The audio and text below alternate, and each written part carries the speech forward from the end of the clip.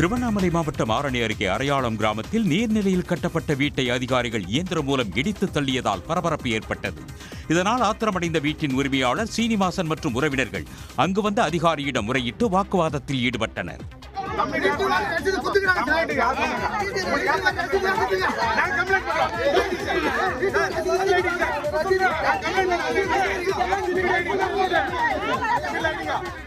உதவி பொறியாளர் மணிமாறனை குடும்பத்துடன் கொலை செய்து விடுவோம் என பாதிக்கப்பட்ட சீனிவாசன் பகிரங்கமாக மிரட்டியதாக புகார் எழுந்துள்ளது.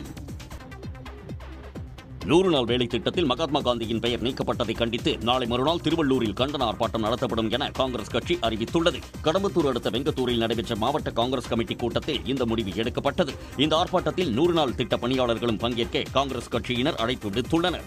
100 நாள் வேலை திட்டம் பெயர் மாற்றம் மற்றும் உருமாற்றம் செய்து கொண்டு வந்த ஒன்றிய பாஜக அரசு கொண்டு வந்த புதிய சட்டத்தை எதிர்த்து 30ஆம் தேதி நடைபெற இருக்கும் ஆர்ப்பாட்டத்தில் அனைத்து பொறுப்பாளர்களும் கலந்து கொள்ள வேண்டும். திருச்செந்தூருக்கு பக்தர்கள் மட்டுமல்ல பறவைகளும் படையெடுக்க தொடங்கிவிட்டன. ஸ்ரீவைகுண்டம் கால்வாய் நீரும் கடலும் சங்கமிக்கும் ஜீவாநகர் பகுதிக்கு நாரைகள் அதிக அளவில் வரத் தொடங்கியுள்ளன.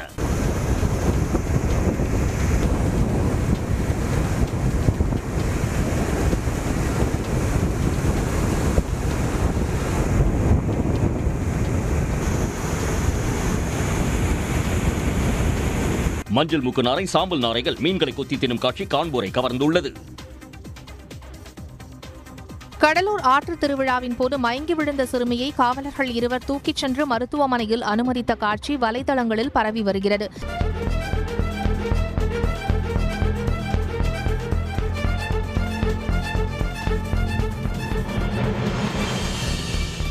காவலர்கள் ராஜதீபன், தினேஷ் ஆகியோரின் துரிதமான செயலால் 15 வயது சிறுமி உயிர் தப்பினார். காவலர்கள் இருவருக்கும் பாராட்டுகள் குவிந்து வருகின்றன.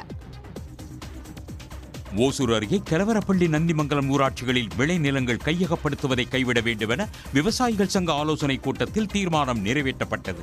ஓசூர் அடுத்த பேரண்டப்பள்ளி முதல் எலுவப்பள்ளி வரை சுமார் 3700 ஏக்கர் விளைநிலத்தில் அறிவுசார் வழித்தடம் அமைக்க நிலம் கையகப்படுத்தப்பட உள்ளதாக தகவல் வெளியாகியுள்ளது. இந்நிலையில் பெத்தக்குள்ளு பகுதியில் நடைபெற்ற ஆலோசனை கூட்டத்தில் உயிரை கூட கொடுப்போம், விவசாய நிலத்தை விட்டுக் கொடுக்க மாட்டோம் என விவசாயிகள் கரார் தெரிவித்தனர். திருவண்ணாமலை அண்ணாமலையார் கோயிலுக்குள் செல்போன் எடுத்துச் செல்ல பக்தர்களுக்கு தடை விதிக்க வேண்டும் என்ற கோரிக்கை எழுந்துள்ளது. தடையை மீறி மூலஸ்தானத்தையும் சிலர் படம் பிடித்து சமூக வலைதளங்களில் பதிவிட்டு வருகின்றனர். இதனால் கோயிலின் புனிதம் கெடுவதாக சமூக ஆர்வலர்கள் குற்றம் சாட்டி உள்ளனர். புனித தன்மை கெடுதல் இல்லாம அவங்கவுங்க ரீல்ஸ் போடுறது, லைவ் டெலிகாஸ்ட் மூலஸ்தானத்துல இருந்தே பாக்கெட்ல வச்சு எல்லாருமே எடுத்து போடுறாங்க. இதுக்கு நிரந்தர தீர்வு ஒரு இது. அதுவும் இல்லாமல் புரோக்கர்ஸ் முக்கியமாக ஃபோனால தான் பல பிரச்சனைகள் வருது. ஆந்திரா பக்தர்களுக்கும் தமிழக பக்தர்களுக்கும் ஃபோனை முக்கியமாக தடை செய்யணும். கடந்த 1.5 மாத காலமாக போலீசாருக்கு போக்கு காட்டி வந்த ஒடிசா மாநிலத்தைச் சேர்ந்த இளைஞரை அந்த மாநிலத்திற்கே சென்று தனிப்படை போலீசார் அதிரடியாக கைது செய்தனர். புதுக்கோட்டை மாவட்டம் கரம்பக்குடி அருகே உள்ள நிறுவனத்தில் பணிபுரிந்து வந்த ஒடிசா மாநிலம் ராயகட்டா மாவட்டத்தைச் சேர்ந்த மகேந்திரா கமாங்கா என்ற 23 வயது இளைஞர் சிறுமி ஒருவரை பாலியல் வன்கொடுமைக்கு உள்ளாக்கியுள்ளார். அவரை கைது செய்து போக்சோ வழக்கில் சிறையில் அடைக்க சென்றபோது தப்பி ஓடினார். இந்நிலையில் தனிப்படை போலீசார் மகேந்திரா கமாங்காவின் செல்போன் டவரை வைத்து அவரை கைது செய்து புதுக்கோட்டை சிறையில் அடைத்தனர். கும்பகோணத்தில் தொடங்கியுள்ள தஞ்சை மாவட்ட குறுவட்ட விளையாட்டுப் போட்டிகளில் ஏராளமான பள்ளி, கல்லூரி மாணவ மாணவியர் ஆர்வமுடன் கலந்து கொண்டுள்ளனர். அரசினர் மகளிர் மேல்நிலைப்பள்ளி வளாகத்தில் நடைபெறும் போட்டிகளை கும்பகோணம் சார் ஆட்சியர் கிருத்தியா விஜயன், பெற்றோர் ஆசிரியர் சங்க தலைவர் முத்துச்செல்வன் ஆகியோர் துவக்கி வைத்து வீரர்களை வாழ்த்தினர்.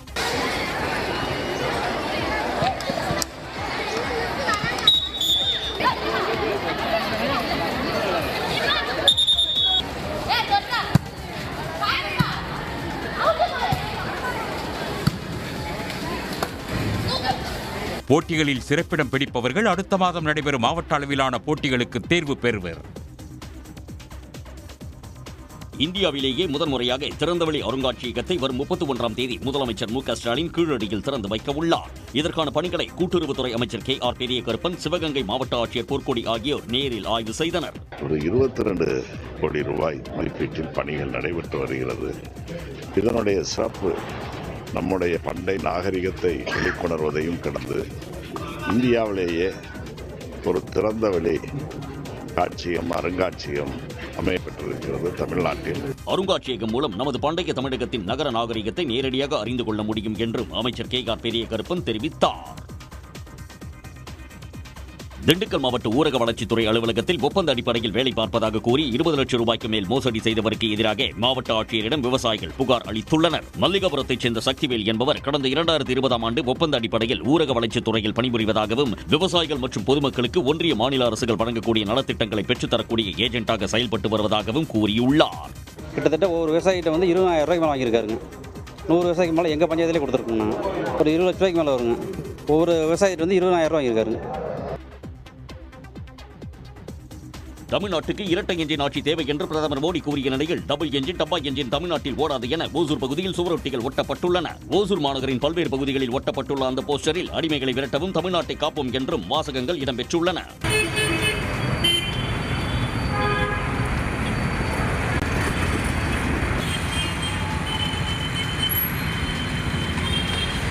அதிமுக பொதுச் செயலாளர் பழனிசாமி ஓசூருக்கு வருகை தந்த நிலையில் அவரை வரவேற்க வைக்கப்பட்டிருந்த அக்கட்சி பேனரோடு இந்த போஸ்டர்களும் ஒட்டப்பட்டுள்ளன.